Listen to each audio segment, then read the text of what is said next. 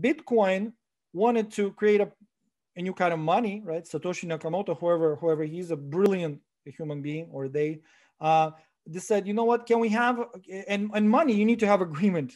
If only for one reason. If I paid you the money, it has to leave my hand. It has to leave my pocket. It has to leave my bank account. There's no way I can pay you and they can spend the money again. It's called the double spending problem in monetary theory, right? So double spending problem.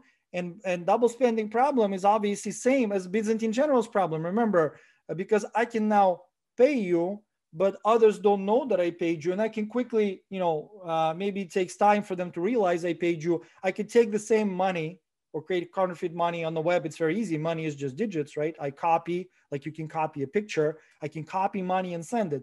So that's a huge problem. And Satoshi Nakamoto realized that we can use numbers theory, this beautiful, useless field of mathematics that all of a sudden is probably one of the most important ones there. I believe it's the most important field of mathematics for 21st century. It is the only field of mathematics that can save our privacy and freedom, I believe, from what's going on.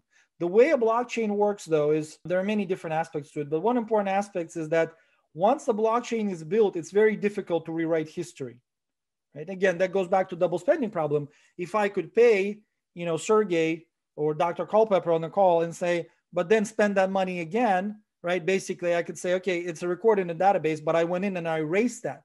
I rolled back the blockchain in time. Now I can spend the money again because I'm back in a state where I still had that money. Right? Money has a time property to it, and many systems do.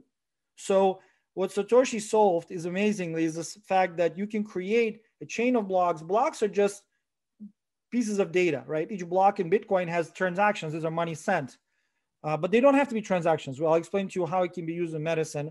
And every block is sealed off. It's sealed off in a certain way. The way it's sealed off is many computers are trying to guess a number, a hash of all the things that are in the block, right? A hash of all the things in the block is just, think of it as like, a mixed salad. You throw a bunch of transactions, you chop them up in this way or that. There are many different ways to chop it up, right? So hash is kind of like the salad, very thinly sliced. So the requirement is that you have to have a hash with a certain number of zeros in the beginning. So you have to keep guessing and guessing, and you have to slice it this way or slice it that way. But there's certain rules, right? Your salad has to come out just right. And if it doesn't come out right, you have to keep going. So that's what is called proof of work. That's why Bitcoin eats up energy. Think about it as a bunch of people chopping up salad. That's the same thing. It's doing the calculations until it gets it right. But the thing is, once the calculation is right, it seals off a block and you cannot reverse it because it has information about what's in this block, all the transactions here, and all the transactions that came before that block. So all of the history is in that salad.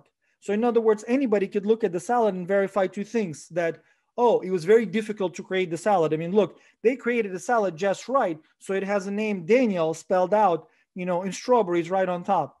That's great, right? But it's very difficult to do. If you chop up random pieces of lettuce and raspberry or strawberry, it's very hard to have Daniel come up.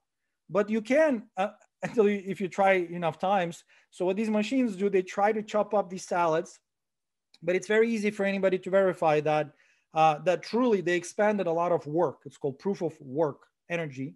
And they can also verify that indeed that this salad is made out of this stuff, right? So this history of transactions led to this salad.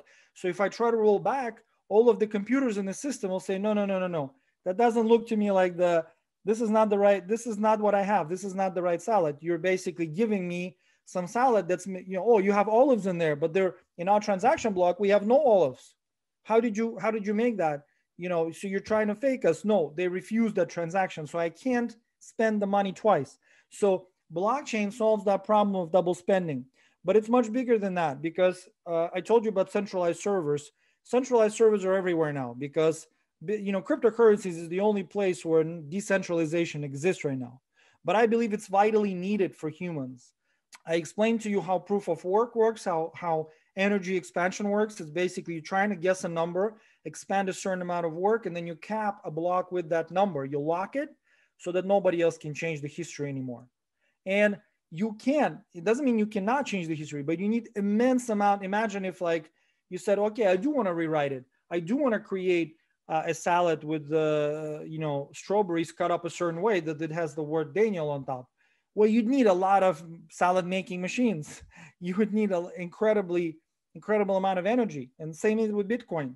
You can technically rewrite it, but it's very, very difficult. The amount of energy that's been put into calculation of all these hashes is kind of mind boggling. So that's where we are.